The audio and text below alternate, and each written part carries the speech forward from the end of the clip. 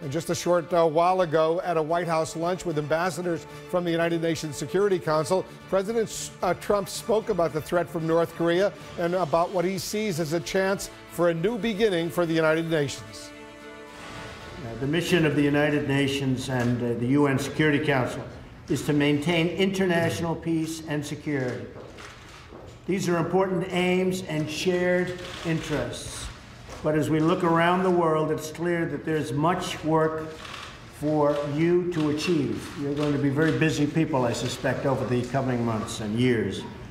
Our nation faces serious and growing threats, and many of them stem from problems that have been unaddressed for far too long. In fact, the United Nations doesn't like taking on certain problems, but I have a feeling the people in this room, and I know for a fact that Nikki feels very, very strongly about taking on problems that really people steered away from.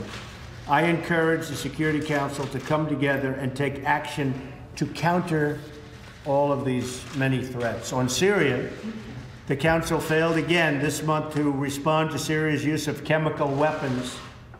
A great disappointment. I was very disappointed by that. The status quo in North Korea is also unacceptable, and the Council must be prepared to impose additional and stronger sanctions on North Korean nuclear and ballistic missile programs. This is a real threat to the world, whether we want to talk about it or not. North Korea is a big world problem, and it's a problem we have to finally solve. People have put blindfolds on for decades, and now it's time to solve the problem. The United States, just one of 193 countries in the UN, pays for 22% of the budget and almost 30% of the United Nations peacekeeping, which is unfair.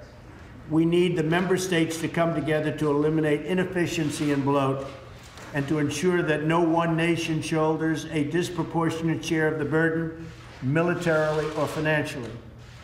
And this is only fair to our taxpayers. I look forward to a productive discussion about our shared role in keeping the peace, advancing reforms, and getting everyone to do their fair share. I also want to say to you that I have long felt the United Nations is an underperformer, but has tremendous potential. There are those people that think it's an underperformer and will never perform. I think especially, I'm so happy with the job that Nikki is doing and our representatives. But Nikki and the group, and I see the relationship that she's already developed, I think that the United Nations has tremendous potential, far greater than what I would say any other candidate in the last 30 years would have even thought to say.